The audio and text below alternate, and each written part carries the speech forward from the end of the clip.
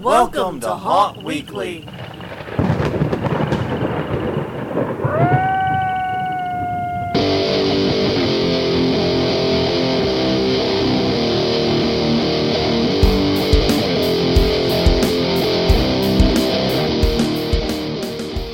Hello everyone, I'm Jonathan. I'm Crystal. And this is Haunt Weekly, a weekly podcast for the haunted attraction and haunted entertainment industry.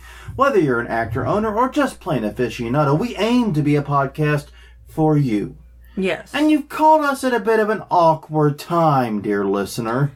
Yes, it's like really close to opening, and we're kind of stressed out trying to get really, really close to it. I even lost my Duolingo streak. I know, that is like the biggest tragedy of haunt season right now. I know. You lost your, what was it, 68 day? Yes. Duolingo streak. And here's the thing, Duolingo offered her a chance to buy it back, but she's like, no, I'm too ethical for that. Well, no. Yeah, maybe. It felt like cheating, and I figured I could just start another streak after haunt season was over. She's too honest for her Yeah. own good sometimes. That's probably more accurate. It's probably very accurate. I do tend to be very honest. But yes, dear listener, we will be completely honest with you. We are a little bit crazy. Our opening night is coming up soon. And even we know many of you have already had many opening nights. Your opening night and many weekends. But us as just mere avid home haunters and avid haunt attendees, our actual opening night comes up on Friday. So this is really the crunch time. And interestingly, I expect to be much more calm for the next episode, even though it will be going live Halloween Day. Yes. Because by then we'll have had opening night, the second night, and we'll be having an actual honest-to-God day off where we can record it. So, yes, this is the most stressy and panicky of the Haunt Weeklies, I think and I hope. Yeah, because we've tried opening on a Sunday before, but nobody can compete with the Saints in this city. Not in this city, no. Well, that and frankly, just no one thinks to go to haunts on Sundays in this area. Maybe not in this area. Not, like I said, this area, exclusively this area. Like, we just went to a haunt tonight on a Sunday. Right. And there were not very many people.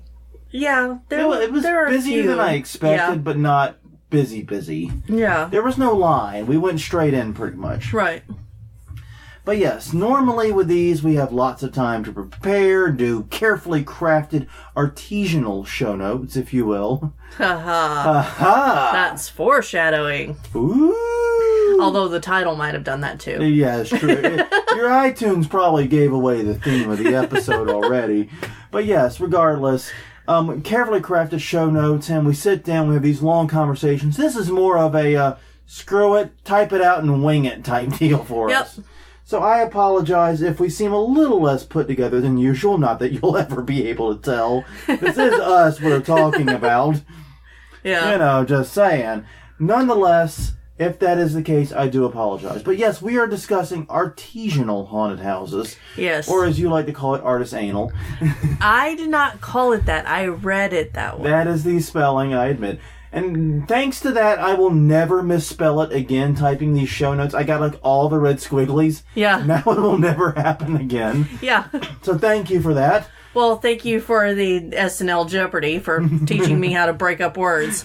Yeah, Celebrity Jeopardy and SNL, Sean Connery teaching us how this game is played properly. Yeah.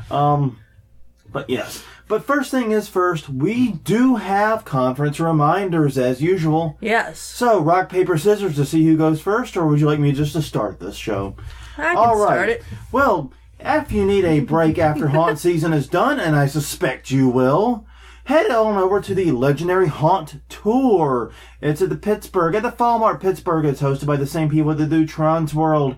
They'll be visiting the Scare House in the 100 Acres Manor. You can learn more at legendaryhaunttour.com. 2 T's there. Don't screw that up.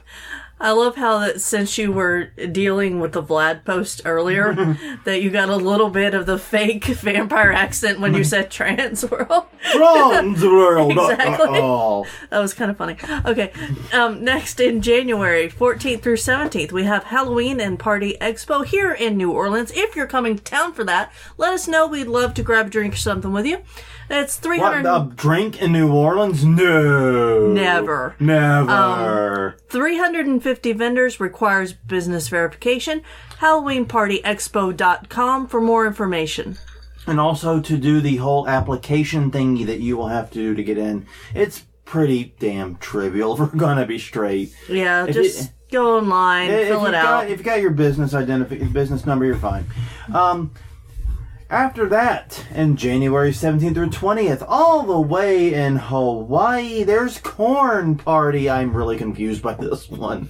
Yeah. But it's for operators of corn mazes. And you can learn more at The Maze, that's THEMAIZE, like corn maze, .com, themaze.com.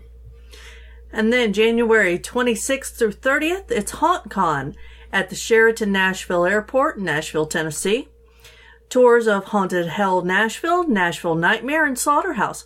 HauntCon.com for more information. Early bird specials on this one do run out, so get there quickly. They're not like Trans World, who we're discussing in a minute, that will just do the early bird right up until like 5 minutes before opening. Yes. On that note, Trans World is March 23rd through 26th, 2017, as usual in St. Louis, Missouri. They are at the America Center.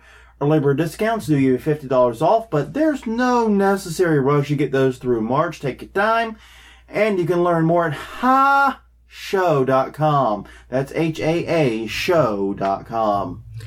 And then finally, for these, June 8th through 11th, we have the Midwest Haunters Convention, Columbus, Ohio, the Greater Columbus Center. Haunt tours are still TBA, but it's only, it's only October, and this is in June, so, MidwestHauntersConvention.com to find more information. Yes, check all of those great conferences out. And, like I said, if you're coming to the Halloween and Party Expo in January, definitely let us know. We'd love to meet up. I don't think we're going to that event. Yeah, I don't know. I don't know. We'll have to see. Also, if you hear of other conventions or events in your area and want to get them on the podcast, just send them to us and let us know about them. Yes, we are on Twitter at Haunt Weekly. We are on Facebook at Haunt Weekly. Send us a message. Leave us a comment. Just, pretty much get our attention any way you can. It's not that difficult. We are very, very, very easy to distract. Mm-hmm. Squirrel!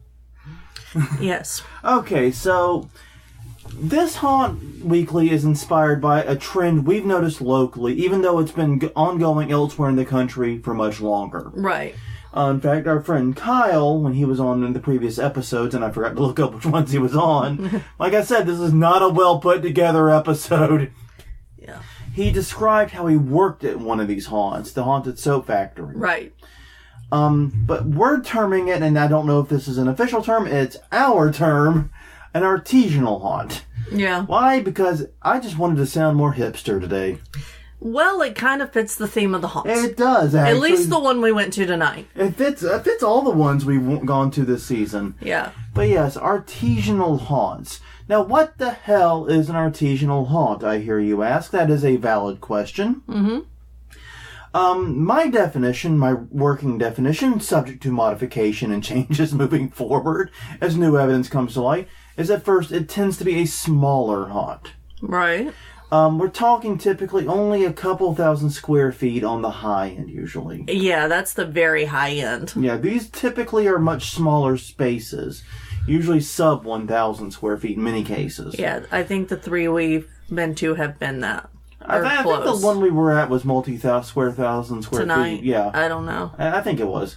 But it's usually put on by non-haunters. That's one of the big deals to me here. Right. Is we talk about our haunt community. These are people who are not necessarily in it.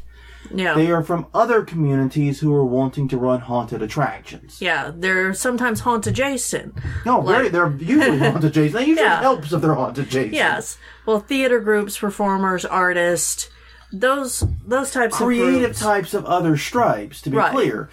These are definitely creatives and creators, Yes. but they are trying their hand at a haunted attraction. Right. And so when you go through these, you'll see, especially with the ones put on by theater groups, you'll see things like really nice costumes, the Yes. makeup, the delivery of the dialogue, all of that's going to be great, but sometimes they do not have a fundamental understanding of the basics of haunting. Yes.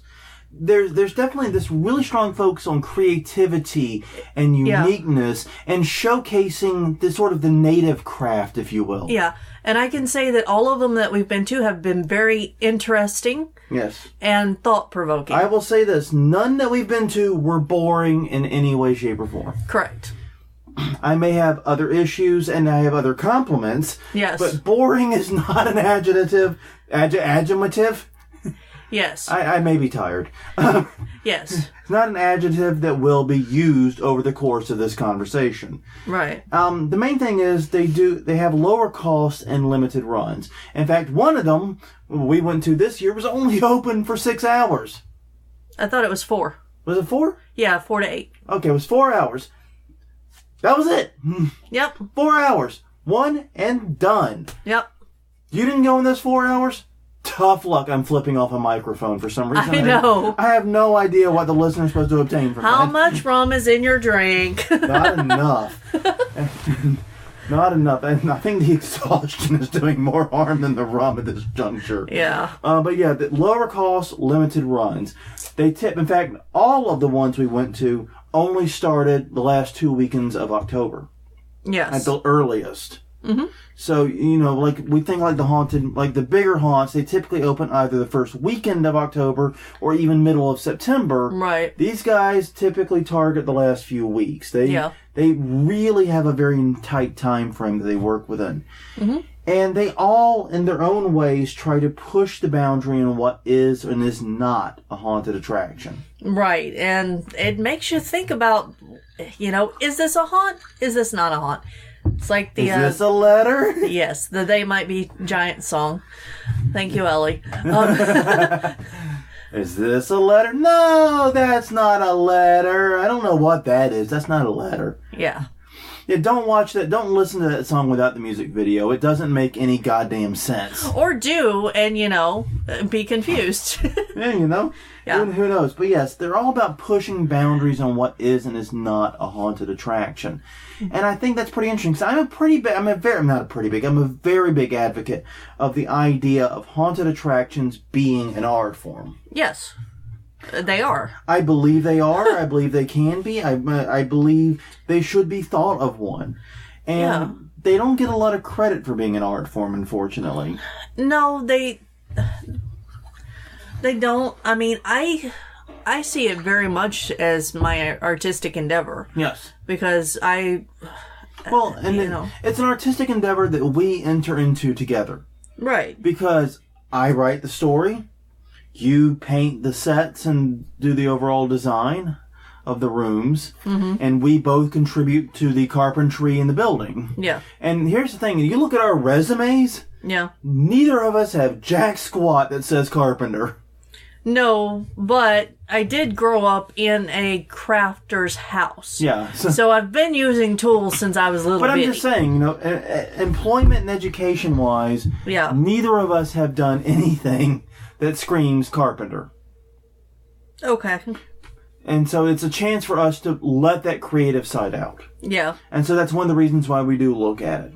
Right. That way.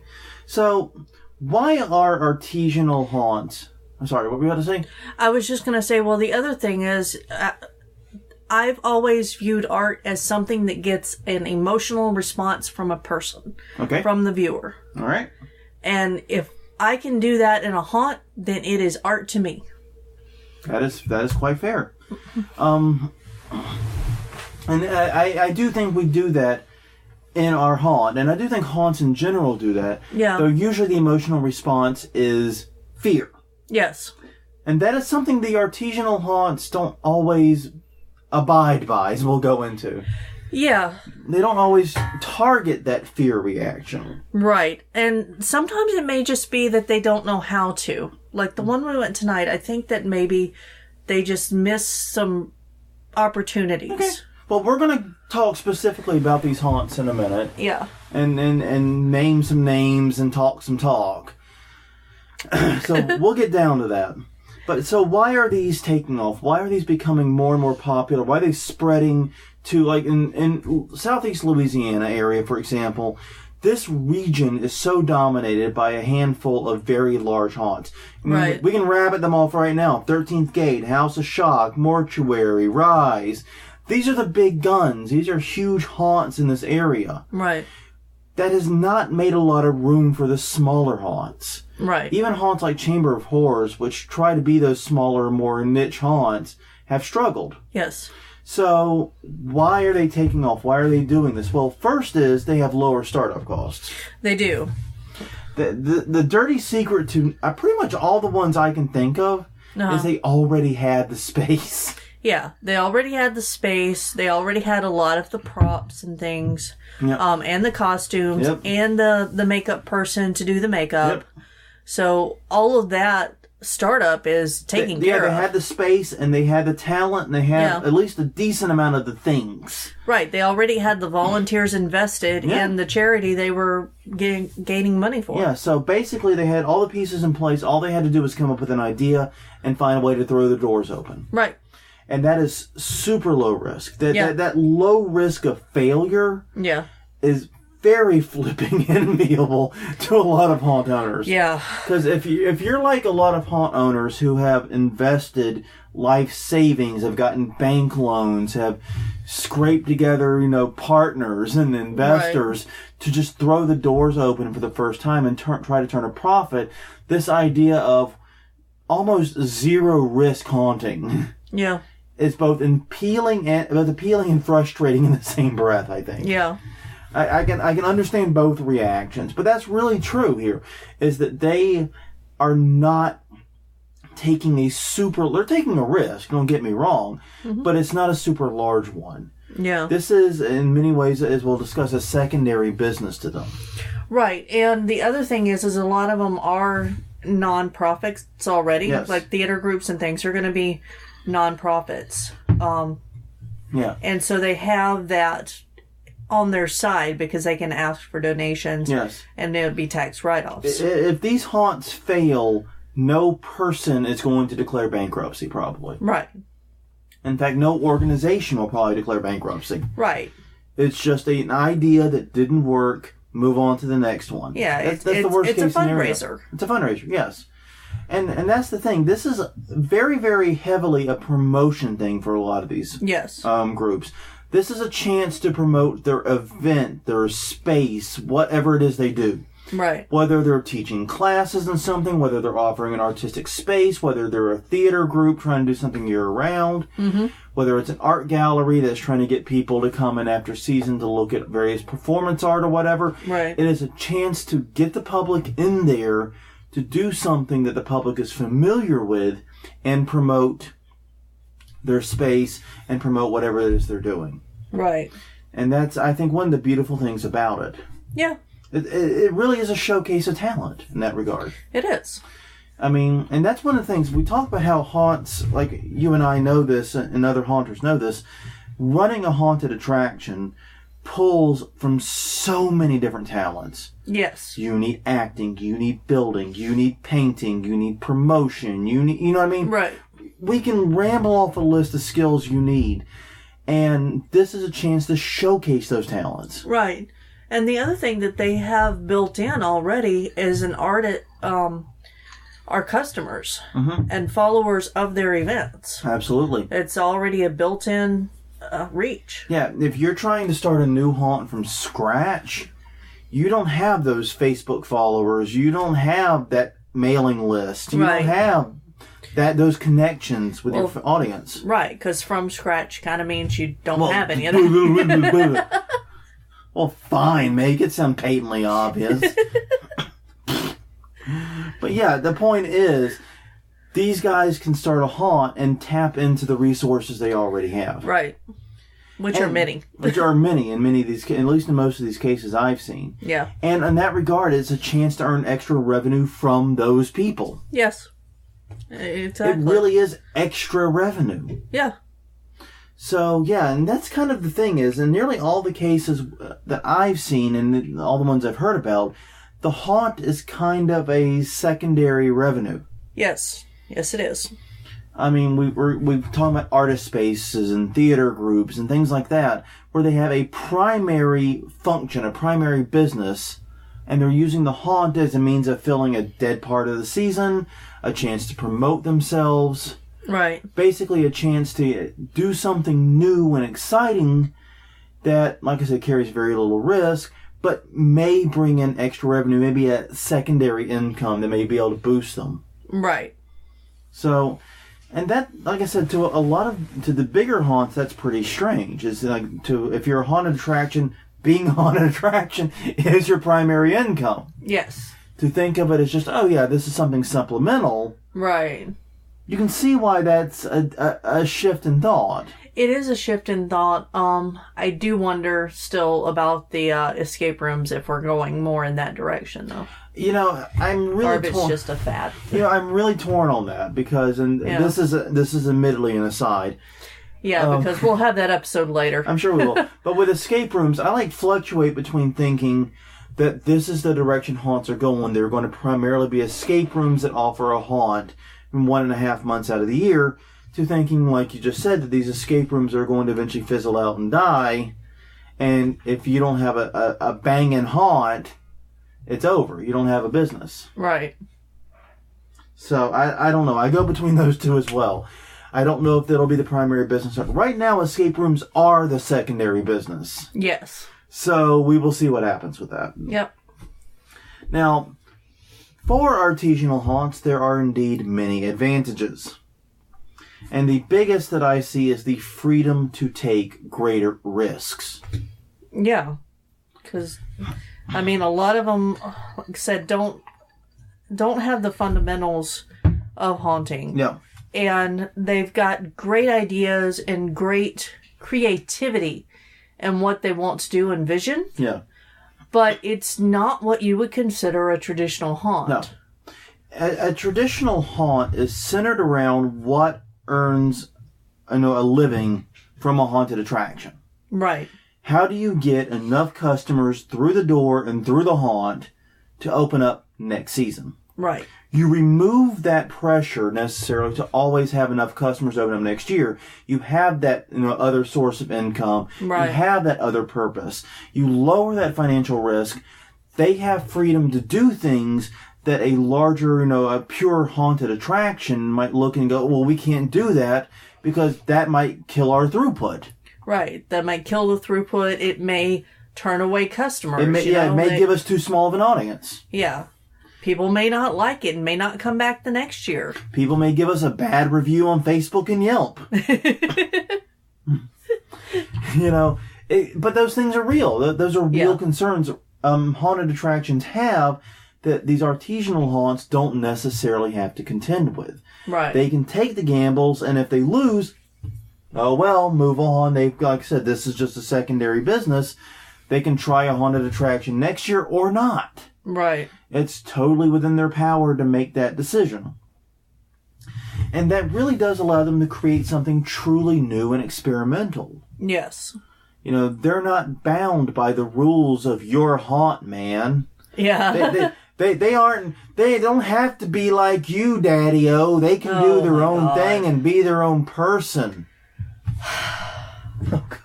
I've depressed Crystal so hopelessly now. You can't see her face, but it is the epitome of sadness and frustration. Yes. I apologize, dear listener. Yes. That's...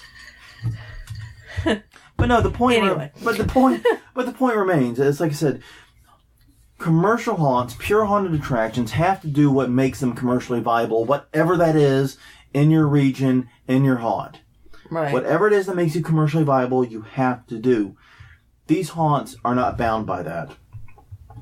And so with those fewer worries, they can take greater risks. They can cater to... And here's the thing, they can cater to different audiences. Yeah. Because fundamentally, a haunted attraction is a mass media business in its own way. Yes. It's all about pure numbers. How many people can you put through?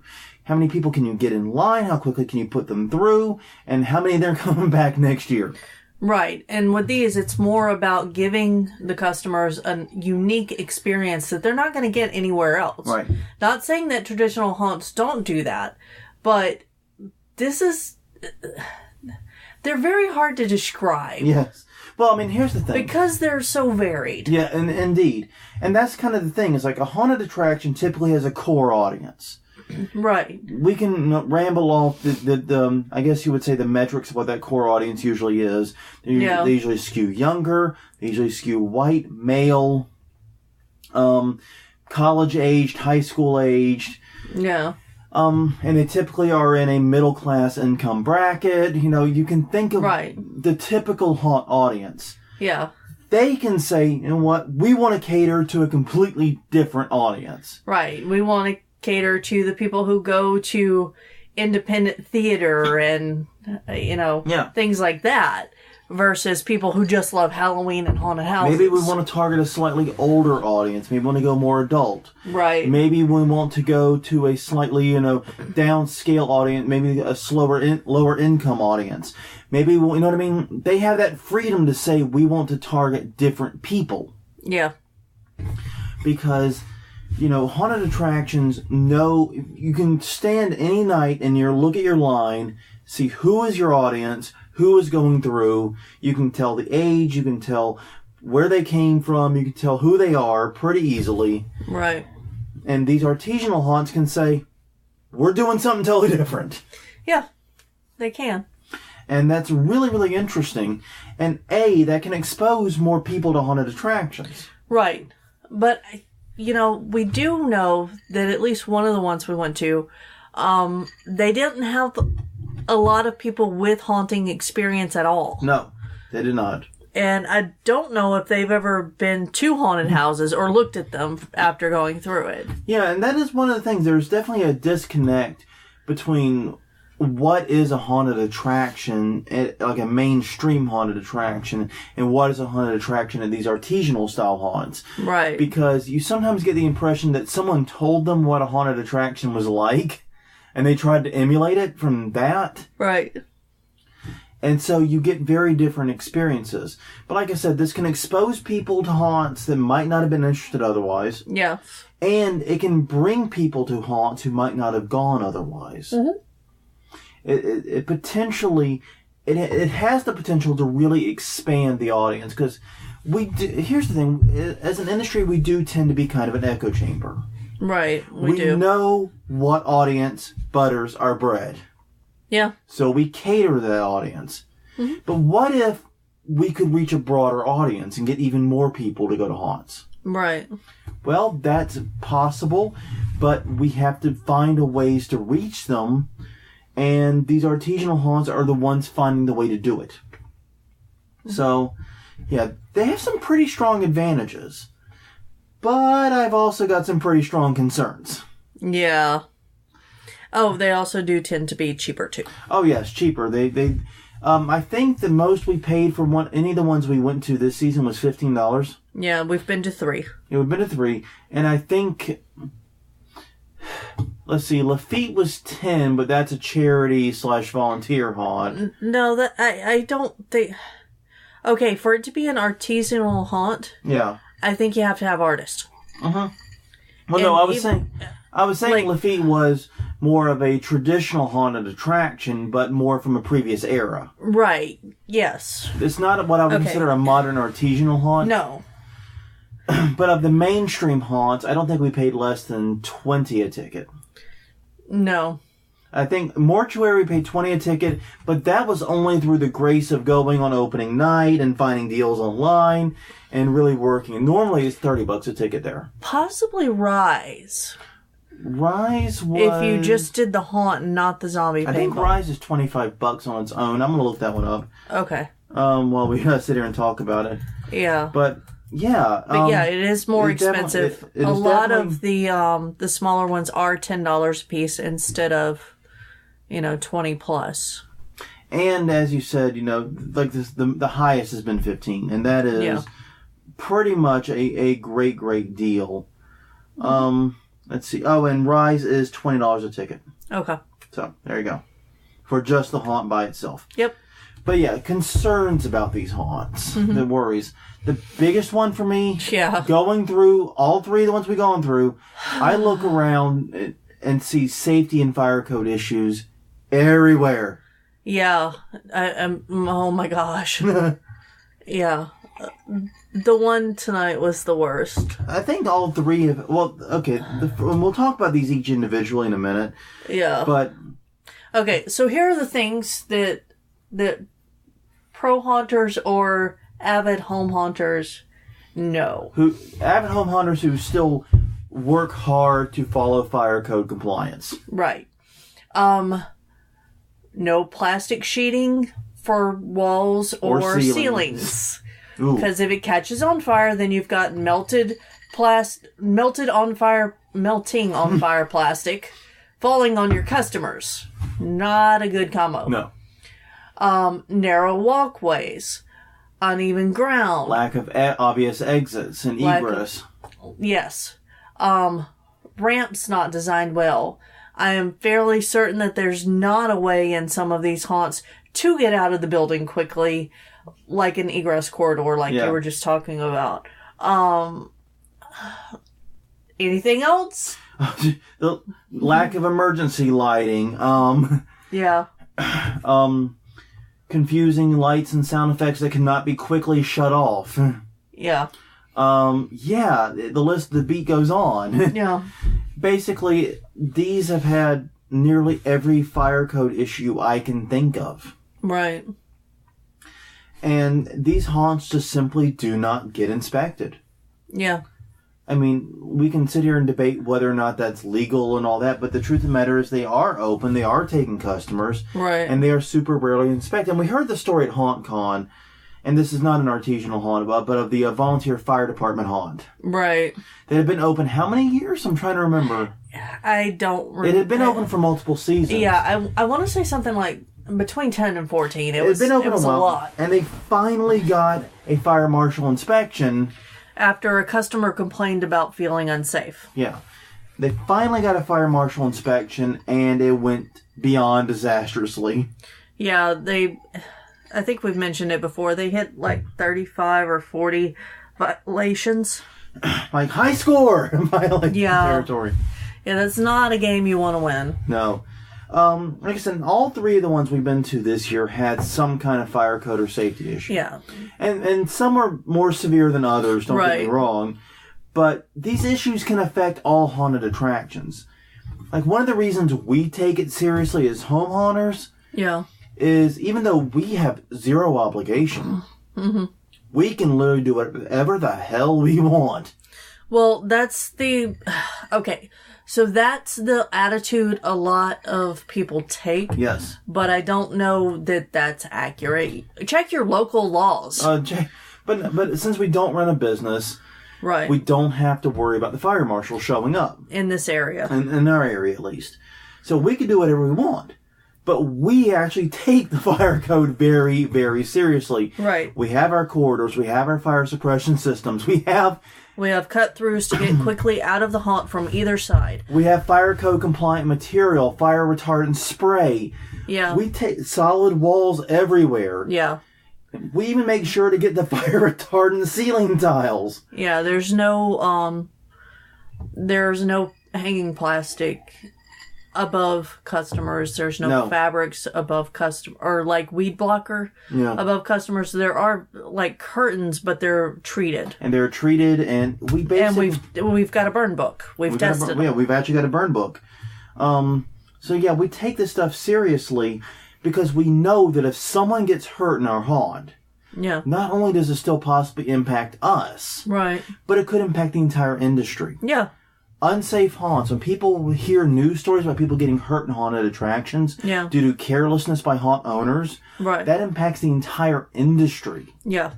Because at the end of the day, we're all lumped in this together, man. Yeah. Whether we deserve to be or not, we do get lumped together. Mm-hmm. And the result of that is if someone does get hurt, it impacts everyone. Because what's going to happen? Fire marshal, fire code, we're going to see new rules, new regulations we have to follow. Right. That means time and money, but more importantly, means bad publicity. So, yes. And also, these attractions sometimes create confusion about what is and is not a haunted attraction. Yeah. At least one out of the three we've been to, we're really wrestling whether or not to call it a haunted attraction. Yeah. Two out of the three, I think, we can actually have an honest debate about. Yeah. The third one, I think, is more performance art. Yeah. Just with a creepy vibe, I guess. Yeah. Well, let's actually talk about them, okay? We keep teasing how we're going to talk about these individual experiences. Yeah. We're a little bit over 30 minutes in. I think now's a good time to do the talk. Yep. So we visited 3 of these types of spaces. The first one we went to was the one that was only open for 4 hours. Right. And it was the Fly Circus Space Presents Spooky Circus Haunted House. Yes. That is the full title. Yes. Long story short, Fly Circus Space is a space where you can go take classes for circus craft. Yes, for trapeze, silks, tumbling, juggling, any of that stuff. Contortionist stuff. Exactly. You want to learn that stuff? Fly Circus Space is the place to go, or a place to go at least. Right. This is a very, very small space, therefore it is a very, very small haunt, or it was. Yes. Shouldn't say is, it's not anymore this season already. Mm-hmm. They're only open for one evening, and mostly it was about showing off the circus performers and what you can learn. Right. They had a silk performer, they had a contortionist, they had a trapeze artist, right. They had a juggler. Yeah. They had like one person from each of the crafts they teach. I suspect the instructors, honestly. Yeah, probably. I would be surprised if that was not know. the case. I don't know how many instructors they have per craft. I don't know either. So I'm not sure on that one.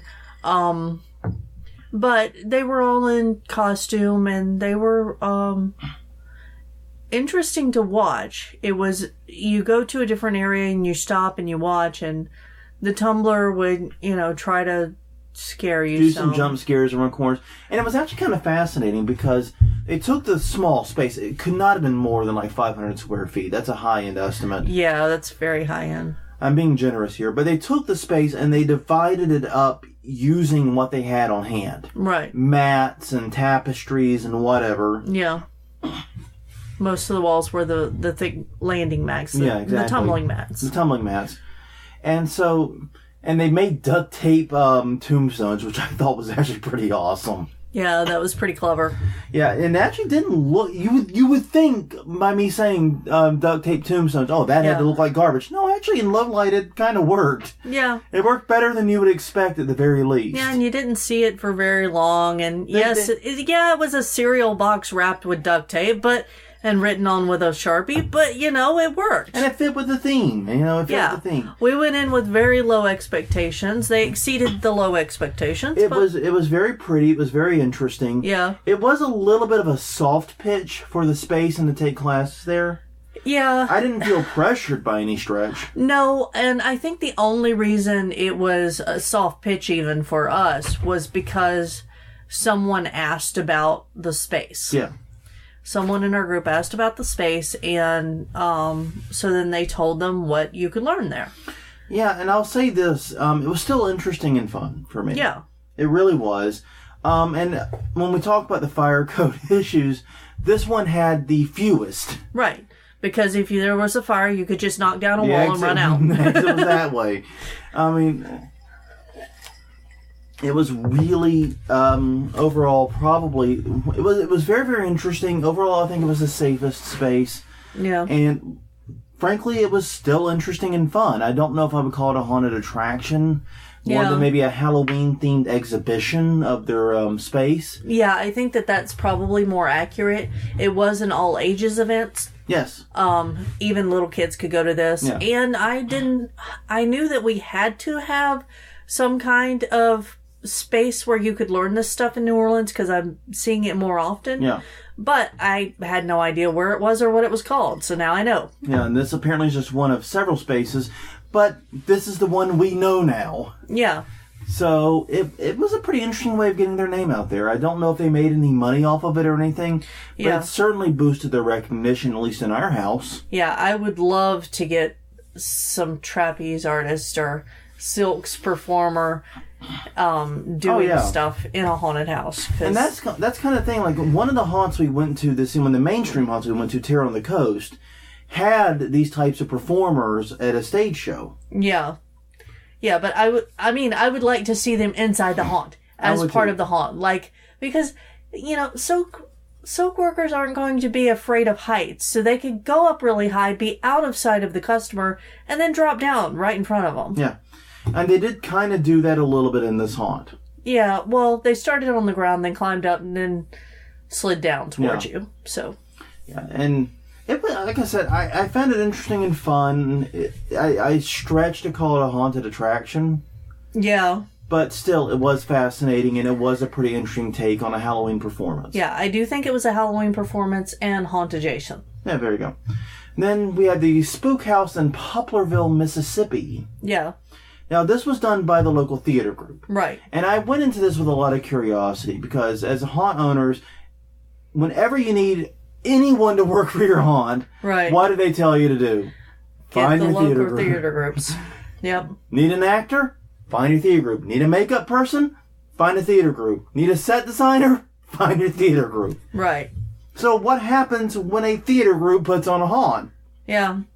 Actually, it's pretty good. Yeah. It was not a traditional haunted house again.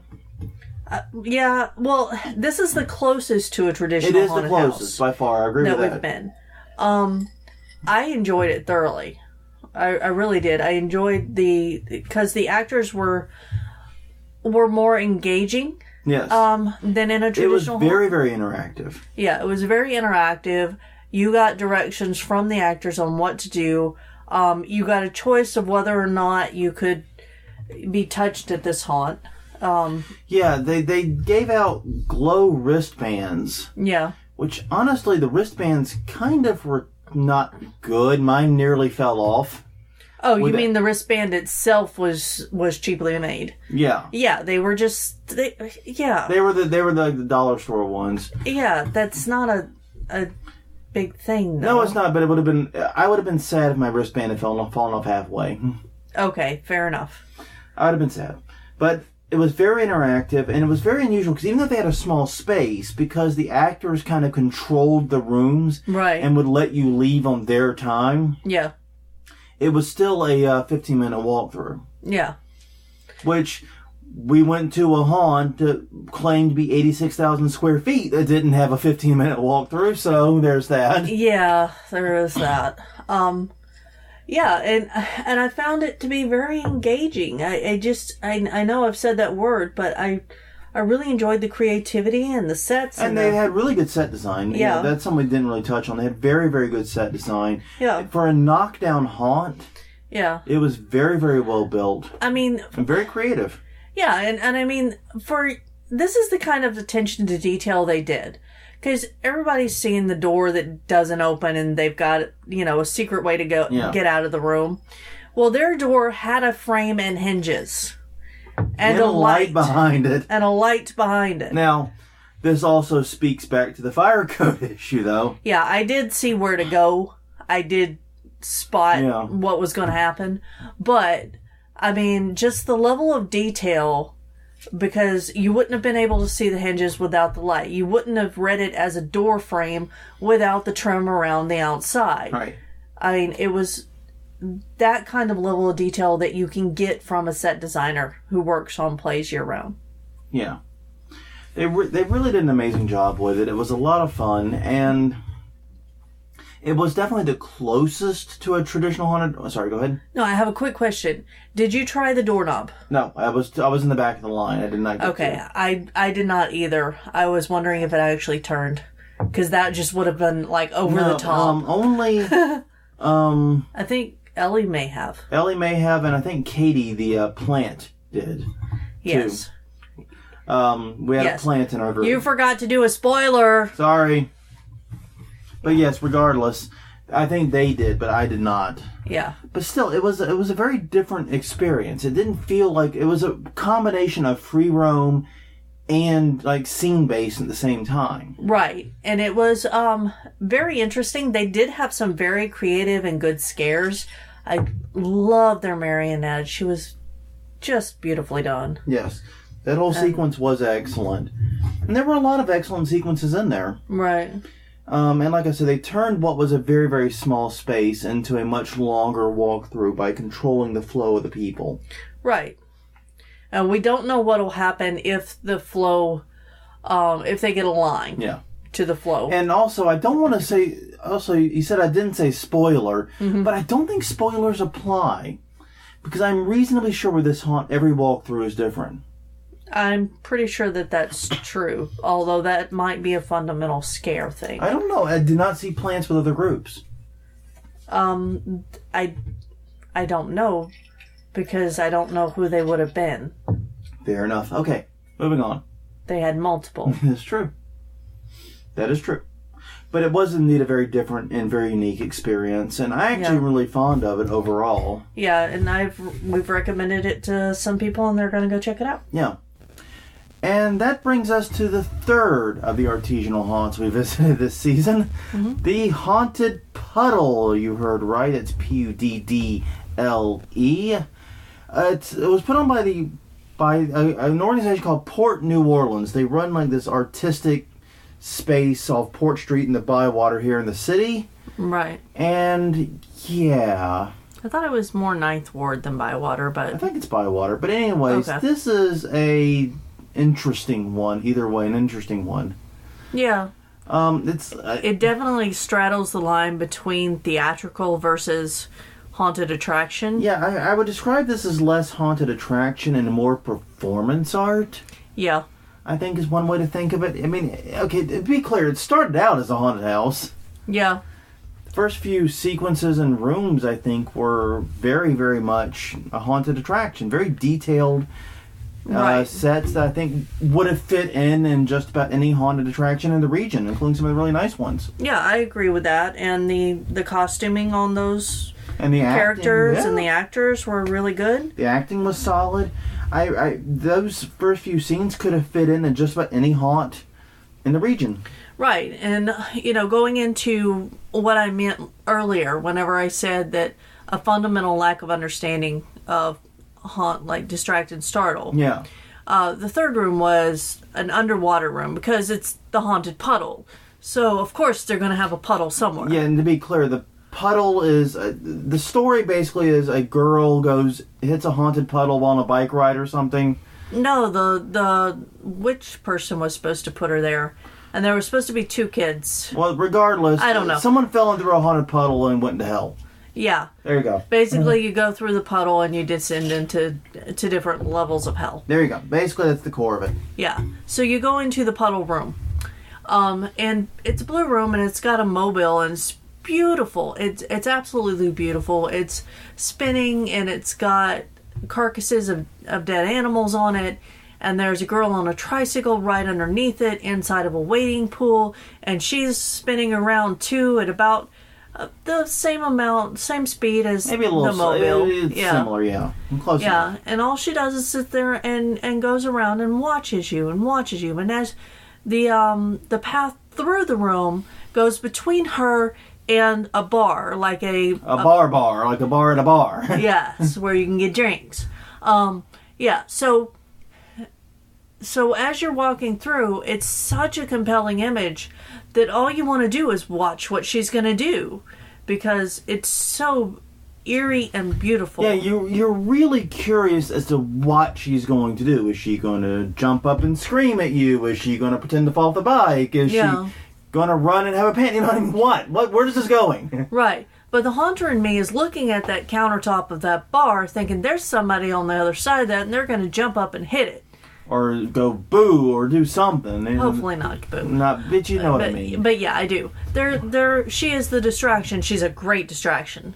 For the startle that never happens. Yeah, and I think a lot of this stems from the fact that the haunt wasn't really trying to go for fear a lot of the time. It wasn't trying to scare a lot. Right. And I mean, she was definitely creepy. She got off of her bike, waded through the water, and walked out the door. And led you into the actual puddle. Yes, that you get to walk through. Yeah, which is a few inches of water, basically. Yeah. Not sure how I feel about that. I know from a fire code point, once again. Yeah. There's issues. But yeah, it's one of those things where they really... They if they were going for scares, if they were going to make people afraid, missed opportunity right there. Yeah. If that's what they're trying to do, it's a blown opportunity. Now, this haunt did something that I've not seen in any other haunted attraction we've been to, and that was they used nudity. Right. We have read about other attractions that do use nudity. We've never actually been to one. Yes. This one had both male and female nudity. Right. And it was not advertised. No. It was advertised as an adults only at some times. Yeah, they're like half of the hours are kid friendly and half the hours are adult only, and but that can mean anything. On an attraction. Yeah. That can mean that they're more aggressive with the scares. They grab people. There's no. This goes back to the content and warning thing we've talked about a few times on this podcast. But here's the thing: I'm not like super offended by nudity. Yeah. I'm certainly never going to complain about attractive naked women. Right. But, even like nude men don't bother me. The question in my brain is, how well is it used? What purpose does it serve? Right. And I don't get it in this case. No, it distracted from a much bigger and better scare. Yeah. And it plays into phobias. Yeah, and basically there was a bathroom sequence. Right. And there was a person covered in, like, hissing cockroaches. Yeah. And a guy from a tub burst out, and he's pretending to be covered in poop. Yeah. And he's naked. And so you see him, and he realizes he's naked. And in my case, my brain is like, okay, we're in a haunt with nudity. I did not realize that. Yeah. Let's adjust our thing. It's like when the GPS says, rerouting. Yeah. My brain is rerouting a little bit here. Right. Not really shocked, not really offended, not really upset, but just noticing. Yeah. And adjusting. And I missed, apparently, him doing gross stuff with cockroaches. Yeah. Like having them come out of his mouth and, Yeah. And that, to me, is the real scare in the room. Yeah. But here I am thinking about, penis rather than cockroaches. Yeah. And I know which scares me more. Yeah. So there you go. That's an example of using the nudity actually to destroy a potentially interesting scare. Right. And there were nude female and male actors in the haunt. Right. And especially for the next couple of sequences. It was confined to one region of the haunt for the most part, if I recall correctly. Yes. But it didn't really seem to add anything or serve a strong purpose. No. It's memorable for that, but it doesn't really improve the haunt to me. Right. And so that plays into like this whole experimentation thing.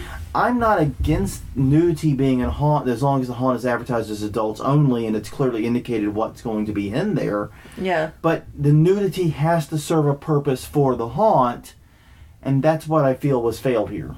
Yeah.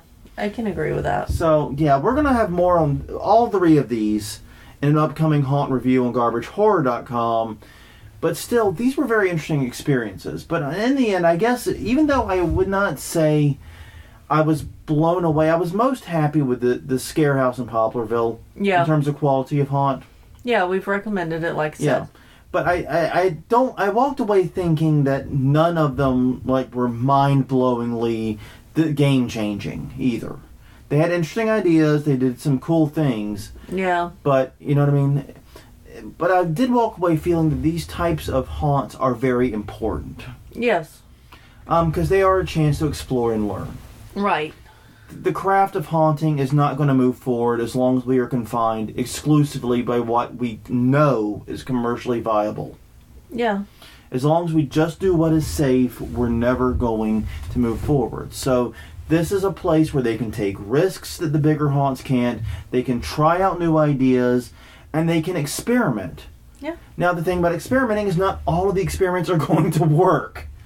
Yeah. Some are going to fail, some are going to be bad, and that's okay because they are taking lower risks. They're not putting themselves out there. And they may learn from their failures, like many people do, and come back with something more interesting next year. And I do think some of the successful experiments will be picked up by larger haunts. Yeah. I do think think of it kind of like the minor leagues in some way. Yeah. But not in the negative sense of that word. No. I don't mean they're the minor leagues. No, I mean they're the place where people are trying things out. Right. People are, doing new things. Maybe the better analogy is microbrews. Yes. That I like that one much better, actually. I apologize for the minor league analogy with its unfair connotations. Yes, you should have read your notes. I should have read my own show notes. But yes, microbrews versus macrobrews, I think, is the better analogy here. If a mainstream haunt is a macrobrew that has broad appeal and is mass audience, right. A microbrew is a place to try and experiment with these new formulas that just may fail. But you know what? It's okay. Yes. Just please be safe as you're doing it. Well, that's all I've got on this particular topic right now. Anything else you want to add? Nope, that's it. It's been a very, very interesting week checking out these and other haunts. But on that note, everyone, we are Haunt Weekly. Find us on Twitter and Facebook both at Haunt Weekly. And until next time, I'm Jonathan. I'm Crystal. And this was Haunt Weekly, episode 47, talking about artisanal haunts. We will be back next week with episode 48 on Halloween Day as we do the news and try to get caught up on all of the happenings that have taken place this season. We will see you guys next time.